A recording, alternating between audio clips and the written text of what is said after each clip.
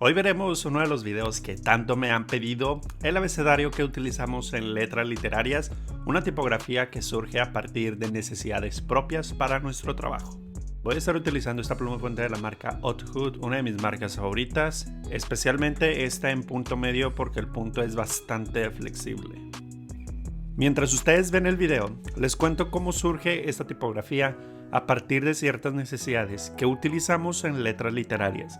Bien saben algunos que no soy la persona que se dedica solamente a letras literarias como hobby, sino es meramente mi trabajo, y ahora sí que convertí lo que más me gustaba, que era la caligrafía, en algo que pues me hiciera muy feliz y que ahora trabajara 24/7 realmente es algo que disfruto mucho y me gusta, y en ese sentido siempre fui una persona que me gustó escribir pues bonito.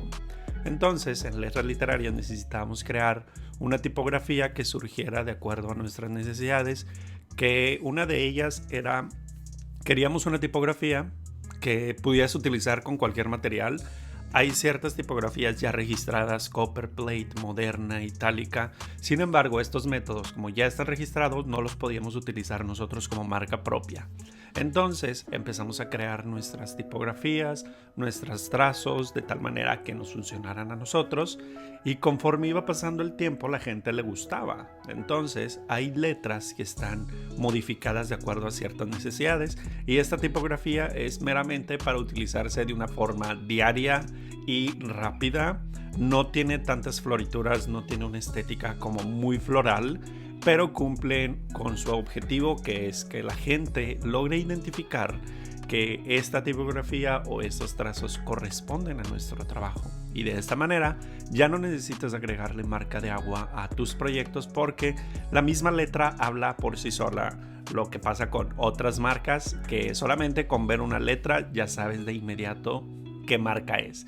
Lo ideal es que todas las personas que se dedican a la caligrafía de manera profesional construyan su propio método y lo registren legalmente. En letras literarias pasamos por toda una serie de trámites administrativos que realmente son muy pesados, pero conforme pasa el tiempo vas entendiendo que estos trámites son meramente importantes. Esto te va a dar un plus sobre todas las demás personas que también hacen caligrafía, porque es muy arriesgado atreverte a modificar y registrar un estilo de caligrafía. Pocas personas entienden este sentido. En redes sociales hay muchísima gente que tiene su propia tipografía, y cuando eres principiante es muy difícil entender este punto a la primera, porque estamos acostumbrados a que las letras que nos enseñaron o que estamos aprendiendo nos indiquen que son de cierta forma y no las podemos cambiar. En nuestra vida diaria las personas escriben las mismas palabras de diferente forma, y en esta variedad no garantiza que las palabras están mal escritas, sino que ya entra un tema filosófico entre lo bueno, bonito, bello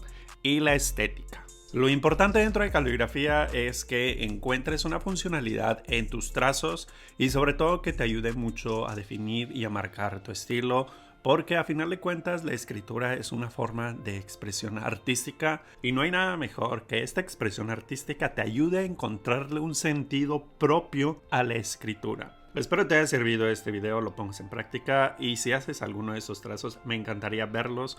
Recuerda que me puedes seguir en mis redes sociales, sobre todo en Instagram, porque ahí estoy subiendo muchísimo contenido de caligrafía, tiendas, materiales que voy encontrando, y siempre hay contenido en mis historias, y sobre todo leo las recomendaciones que me hacen para los próximos videos de aquí al canal. Muchas gracias y nos vemos en la próxima.